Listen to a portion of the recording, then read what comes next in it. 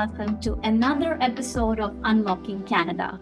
I'm your host, Dr. Annie Chawla, lawyer by trade, navigator of Canadian immigration mazes by passion. Today's episode is all about you, high net worth individuals, investors, entrepreneurs, basically anyone with big dreams and a bank balance to match. We've got the capital, Canada's got the opportunity. Let's make magic happen. Now, I know the idea of relocating can sound daunting. New taxes, new investments, new maple syrup addictions. It's a lot to take in. But don't worry. I've brought you in my very own expert on making money and moving it wisely. So here we go, welcoming Alban Jerome. Thanks, Annie. Thanks so much. I feel like I'm missing a bit of a theme music, but maybe something a little dramatic next time. We can work on that. Thanks for having me, Absolutely. though, on your lovely podcast. Thank you so much, Alban, for joining us. No pressure. We're just here to solve the world's investment and relocation problems in just under 30 minutes. So, are you ready? Well, born ready, as they say. Let's get started. Let's do this. So, Alban, let's hit the big question first. For someone sitting in Shanghai, maybe Dubai, or even Manhattan, why should they pick Canada to move their wealth, capital, or even themselves, considering these are such big countries and cities themselves? They've done well, economically over the years. What's your take on that? You don't start light, do you? All right, good question to kick off. So Canada's got the golden trifecta. It has got stability, it's got opportunity, and it's got access. You got economic stability, right? Given the 200 plus year history that Canada has got, it has finally been a very, very stable government that's always had a lot of foresight. You don't get political upswings here. There's no crazy cowboys and fancy ideas about stuff. And then you have a lot of opportunity. Canada, being the second largest country, is also home to massive tons of resources, right? Whether it's natural resources, energy sources like hydroelectricity, solar, wind, you name it. And then there is so much of real estate. The country is literally booming. And then you have access. Canada is a country that's very welcoming and has tons of trade partnerships, both with the North American countries like America, Mexico, as well as Europe. And of course, through that, it opens up to Asia and all other rest of the world, right? So there's literally every flavor of every nationality within Canada. So it's one of the best countries. Completely agree. I mean, we're like the quiet, reliable sibling in the global family. I mean, you don't always hear us yelling, but we're getting things done and everybody is aware of that, right? And that's the reason everybody wants to move here. Exactly. And here's the best part, right? Canada loves entrepreneurs and investors. You're the immigration expert, so I'm going to just touch base on two things that everybody knows already. The Startup Visa program, which is a great way to bring early stage startups to Canada. And of course, if you are an investor, you have Quebec's immigrant investor program. It's basically a way to put your money in and watch your investments roll back in. It's a pretty easy way to get in. So we're saying that Canada is just not rolling out the welcome mat. We're rolling out a red carpet investment visa for these entrepreneurs. Absolutely. And Canada wants brilliant people in, right? And their brilliant ideas, their businesses, and of course, your bucks. They want to bring in great capital. Absolutely. So, Alban, now let's talk about Canada's favorite topic ever, real estate. So tell me, what should someone know if they want to invest in property here? What's the first thing that comes in your mind?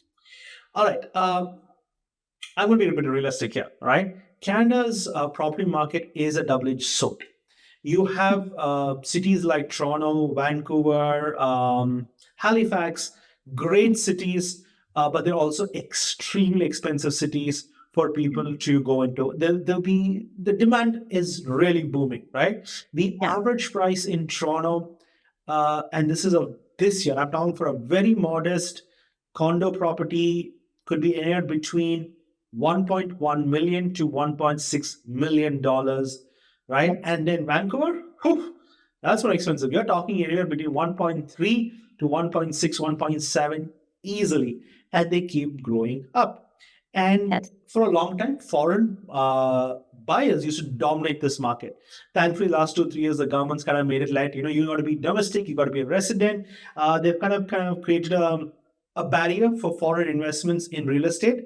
That's kind of made it hard for non-residents to purchase, but thankfully, it's not a lack of opportunities. There are a lot of small opportunities, or smart opportunities in Calgary, Halifax, and there's a lot of demand for it.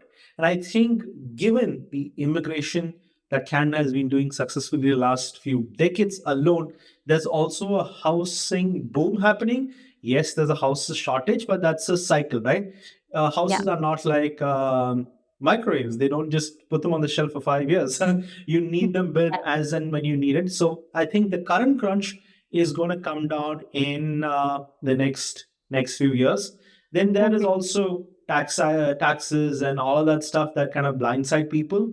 But I think overall, there's a lot of great opportunity here.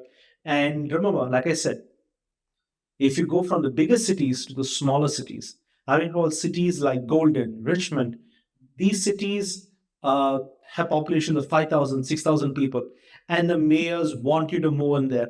And yes, it's out of the hustle and bustle of living in a big city, but hey, you could buy probably a house there for $500,000, right? Yes, So that's true. so you got to find out what works for you, and there is plenty of opportunities.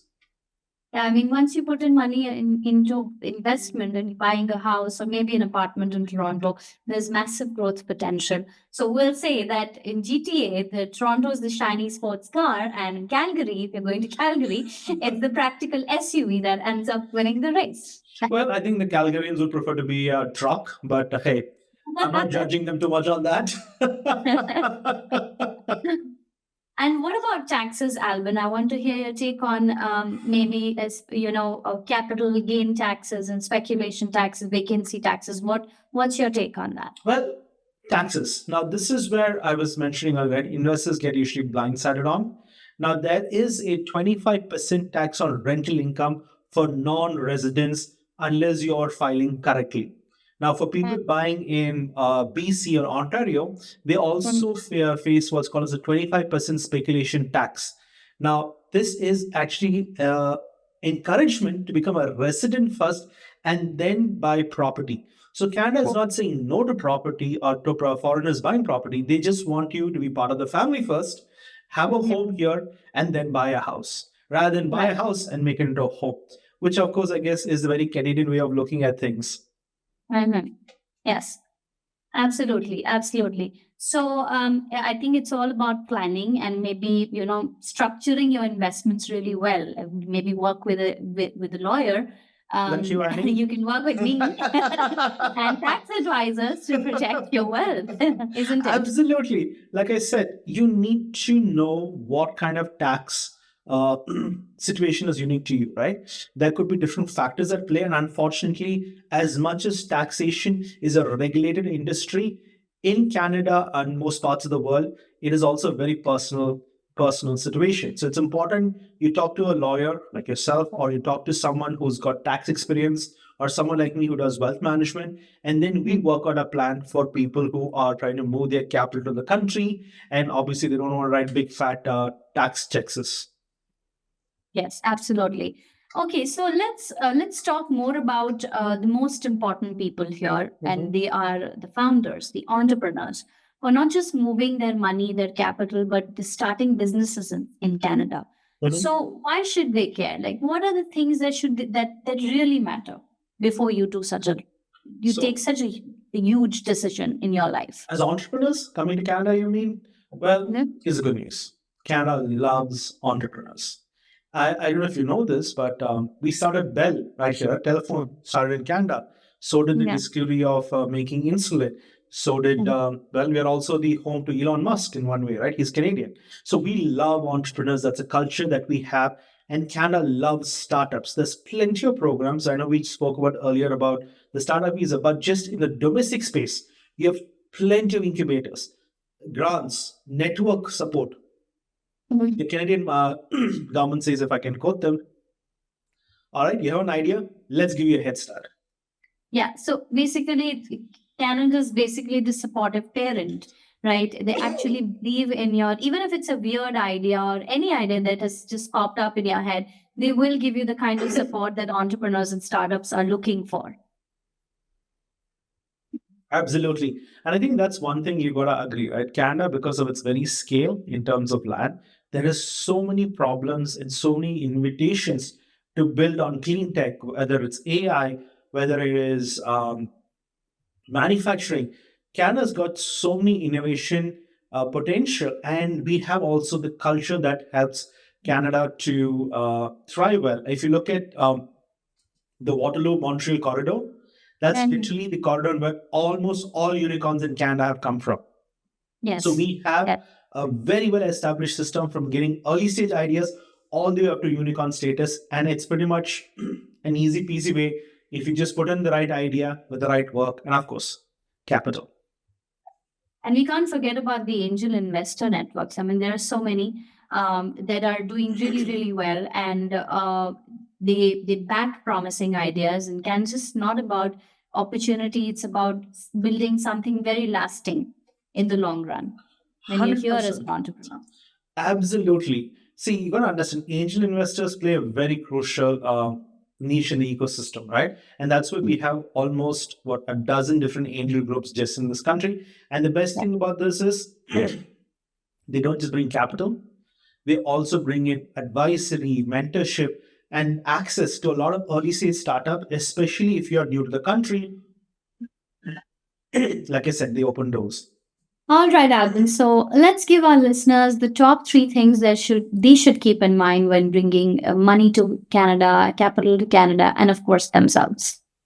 Well, if I say top three things, first thing, choose a good immigration program. When I mean good, I mean it has to be suiting your immigration needs. So talk to someone and pick the right program for you. Second, plan your investments smartly, whether it's real estate, whether it's technology, whether it's even mutual funds, right? Know what are the taxes and pick the right portfolio to make sure that you're getting better returns on your investments in Canada. And third, and this is a very unique Canadian thing, focus on its existing innovation ecosystem. If you have an idea that you either want to start or invest in, know that Canada has got your back. Absolutely. So there you have it. Canada is land of opportunities, startups, and a lot of maple syrup. Big thanks to Alban Jerome for being here today, bringing us a lot of wisdom, humor, and a very solid real estate metaphor.